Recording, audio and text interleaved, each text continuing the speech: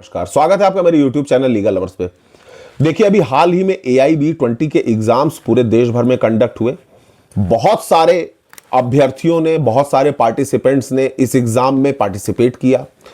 सभी लोग इस उम्मीद के साथ इस एग्जाम में बैठे कि ये एक मैंडेटरी पेपर है जो ऑल इंडिया बार एग्जामिनेशन के रूप में लगभग हर उस व्यक्ति को देना अनिवार्य है जो पूरे देश की किसी भी अदालत में वकालत करने का सपना देख रहा है।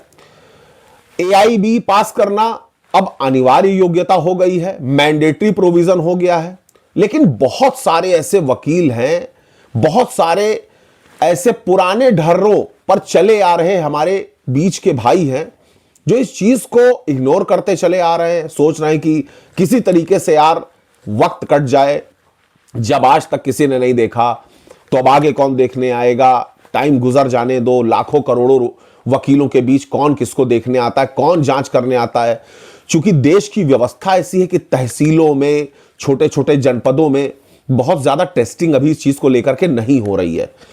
लेकिन आप लोगों को आज मैं एक ऐसी जरूरी खबर देने जा रहा हूं जो आप सभी लोगों के लिए जानना बहुत ज्यादा जरूरी है, जिससे आपको यह पता चलेगा कि AIB20 या ऑल इंडिया बार एग्जामिनेशन की जो अनिवार्य पात्रता परीक्षा है, जो ये एग्जाम है, उसको पास करना आपके फ्यूचर करियर के लिए, आपके एडवोकेसी के लिए कितना ज्यादा इंपॉर्टेंट है।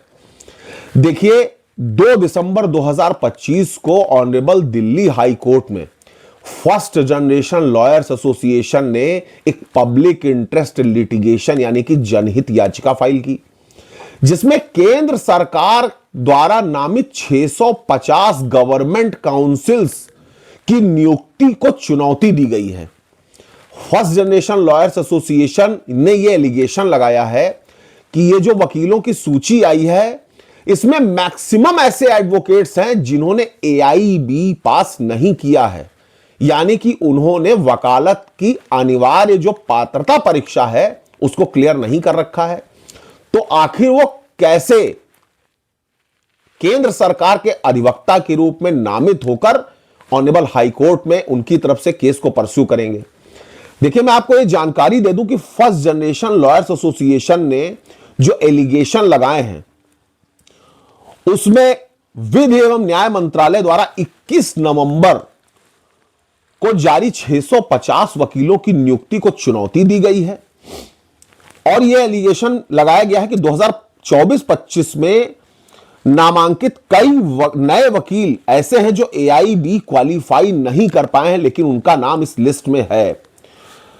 चीफ जस्टिस देवेंद्र कुमार उपाध्याय और जस्टिस तुषार राव गेडेला की बेंच ने अतिरिक्त सॉलिसिटर जनरल चेतन शर्मा से निर्देश लेने को कहा है कि भाई इस मामले पर जो भी कुछ है वो सारे कमेंट्स कोर्ट के सामने पेश किए जाएं। फर्स्ट जनरेशन लॉयर्स एसोसिएशन ने यह भी इस पब्लिक इंटरेस्ट लिटिगेशन में एक बहुत अहम मुद्दा उठाया कि इस जो पात्रता परीक्षा है, इसके आलोक में जो भी लोग, चाहे वो गवर्नमेंट काउंसिल्स के रूप में अपॉइंट हो, चाहे वो वकालत कर रहे हो, उनकी पात्रता का मानदंड बनाया जाए। न्यूनतम अनुभव यानी कि मिनिमम क्वालिफिकेशन क्या होनी चाहिए सुनिश्चित किया जाए। AIB पास होने को मैंडेटरी बनाया जाए, चाहे वो गवर्नमेंट काउंसिल की अपॉइंटिंग हो, चाहे और कुछ हो। वकालत करने के लिए AIB को मैंडेटरी प्रोविजन के रूप में हर जगह स्थापित किया जाए, यह इस PIL के माध्यम से प्रेयर की गई है। और विशेषज्ञता सुनिश्चित करने और स्वतंत्र स्क्रीनिंग कमेटी गठित करने की भी मांग की गई है।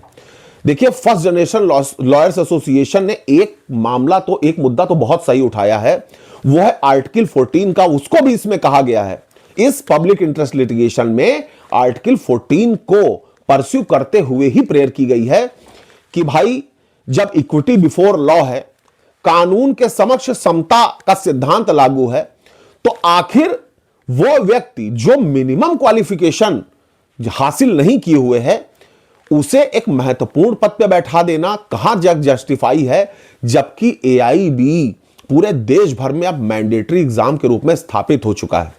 तो यह बहुत ही बेहतरीन है, बहुत ही स्वागत योग्य है यह पब्लिक इंटरेस्ट लिटिगेशन उन तमाम लोगों के लिए एक बहुत बड़ा सबक है जो अभी भी एआईबी के पेपर को हल्के में ले रहे हैं या इग्नोर कर रहे हैं या सोच रहे हैं कि यार किसी तरीके से कट रही है, कटने दो, चल रहा है चलने दो। तो भैया जो लोग पेपर दे चुके हैं उनको ऑल द वेरी बेस्ट कि वो सभी लोग क्वालिफाई कर जाएं, पास हो जाएं। जिन लोगों ने पेपर नहीं दिया है या जो इग्नोर कर रहे हैं, वो मेरे भाई प्लीज इस पेपर में आप पार्टिसिपेट करिए, बैठिए, अभी वक्त है।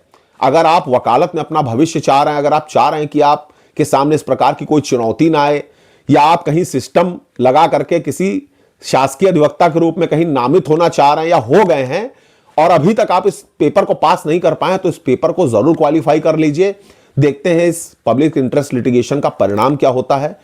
सभी के लिए यह बहुत बड़े सबक की बात है। धन्यवाद, थैंक यू।